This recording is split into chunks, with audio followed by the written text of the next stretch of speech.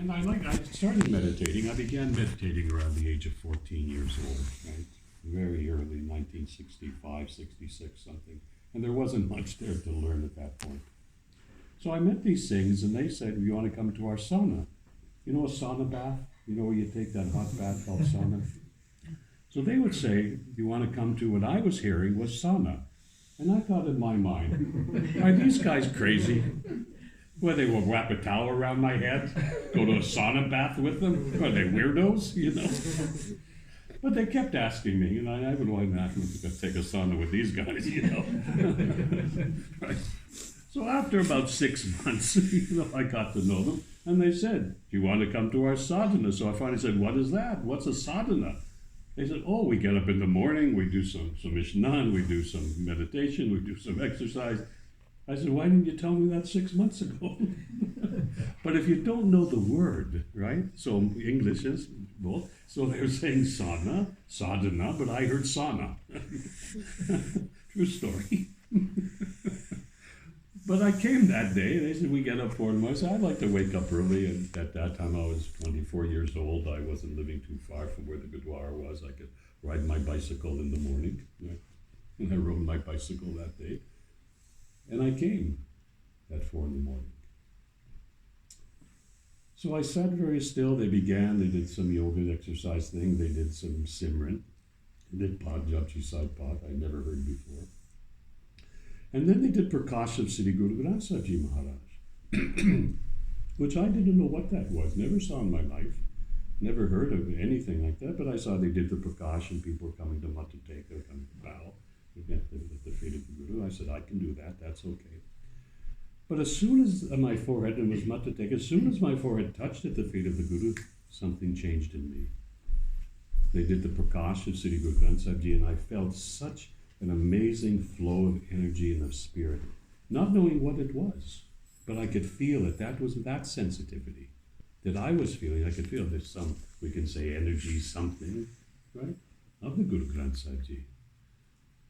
And that, as soon as I saw that, as soon as they opened, as soon as I could feel that energy, I knew that I had found myself at the feet of the teachings that I wanted for myself, that I was looking for personally, that resonated with me. And that's what brought me here. And then I sat. They started the kirtan. I never heard that before. But I just sat in the stillness.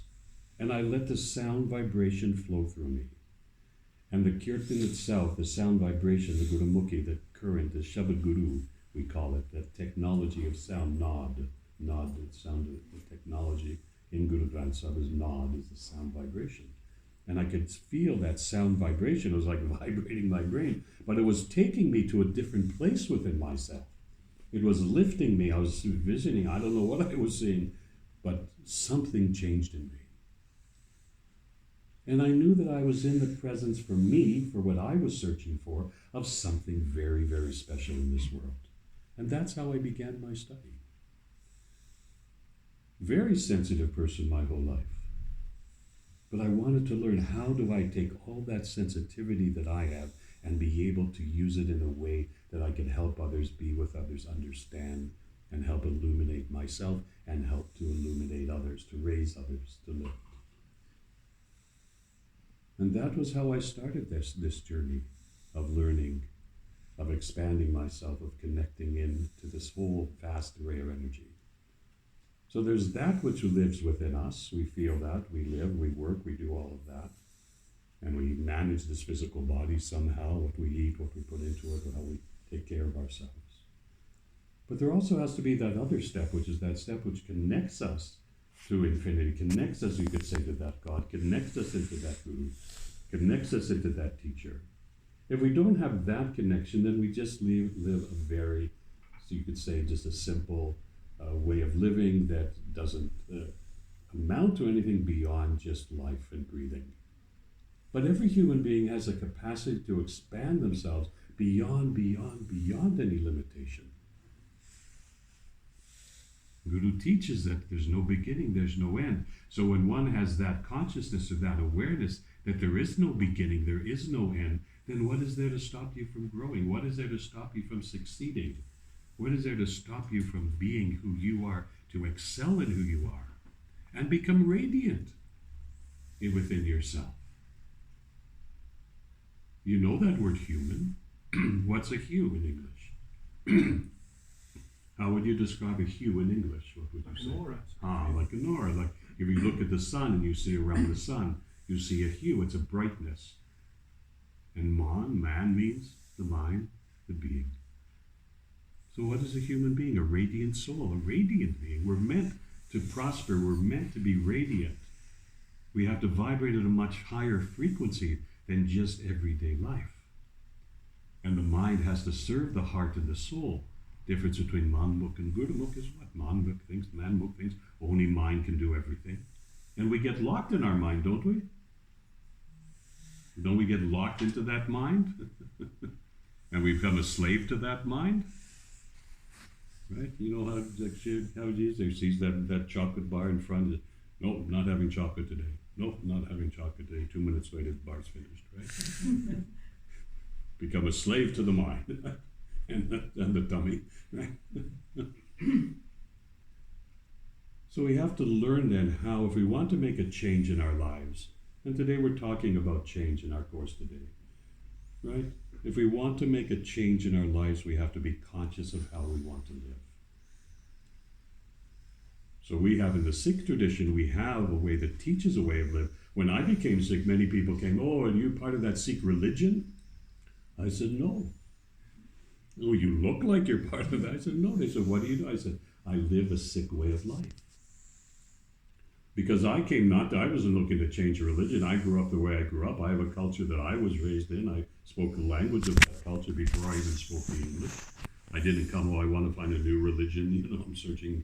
No, not at all. But I was looking for a way of life that would support my consciousness and bring me those techniques that I wanted to incorporate into my life that would help me to balance myself. And I found that through these teachings for me. It's not the only teaching, but I know that it's a powerful teaching because it raised me from just this kid from downtown Toronto to become what I am today, which is amazing for a Gora to be any person, really. Right? You have to laugh a little, come on. No, I'm not Punjabi, but they say he's not Gora anymore. He's somewhere Punjabi Gora person. He's somewhere in the middle, 50 years with you, still Punjabi bull still lazy Punjabi speaking. But, right, but we come from somewhere to experience and to find the joy of our living. Not one should be miserable, right? We have that short span of life, right? We were delivered, weren't we? Literally, you say, oh, we're in delivery, right? That, what they call that bird, that with the big mouth? Storks. Yeah. So, we were delivered, right? So we were delivered, right? Moms know. What do men know? We pass a bowling ball. What do we know from giving birth? Right? So, right, we were delivered, right? We were designated. Oh, you were here in Birmingham. I was Toronto born. Right? We were designated to be somewhere. So we were delivered. We were designated. We were designed in this form, right? By the grace of God. Did you go when you were born to say, God, come here. I want to be this tall. I don't want to have a brown. Make sure my eyebrows. Did you put in order like Subway sandwich? Right? I don't want too big nose. My ears will make them. Right? We didn't make like that order. You tick those boxes and the side dishes. No, we were designed, and we came into this form, right, to experience life. So we were delivered, we were designated, we were designed, and at some time we're going to depart. Right? We're going to leave. Right? Isn't life like a hotel? You check in and one day you check out, It's not permanent. It's like a hotel, right? A motel. Not enough room service. Not enough room service. Oh, complain to your wife. Well, I'm not getting in the middle of that. Sorry. That you and your wife can discuss. That's your business, not mine.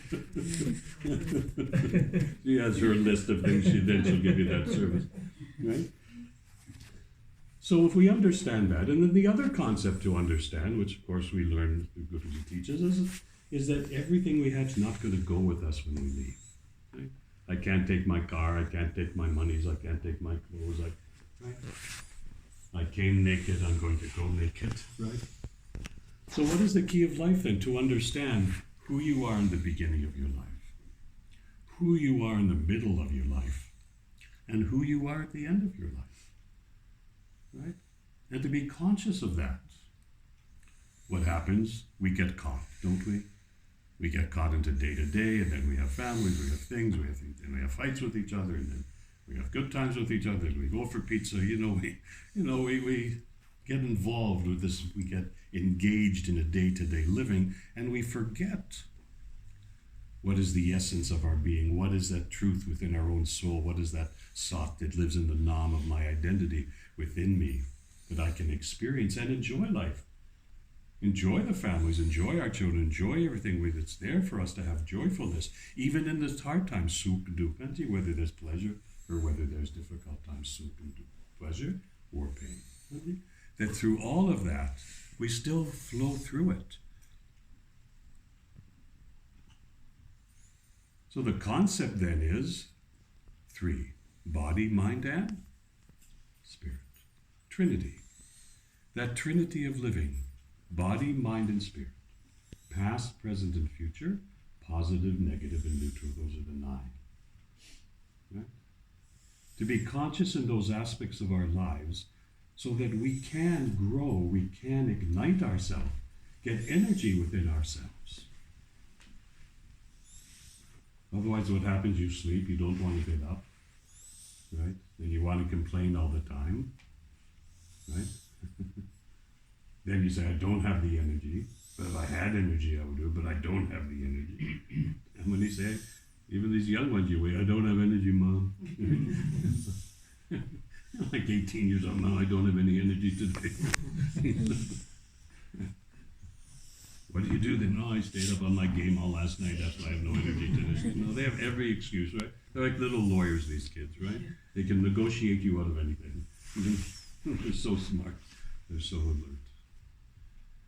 So this is how to understand that what I teach primarily is I want you to understand that you are, each of you have a very beautiful, beautiful, beautiful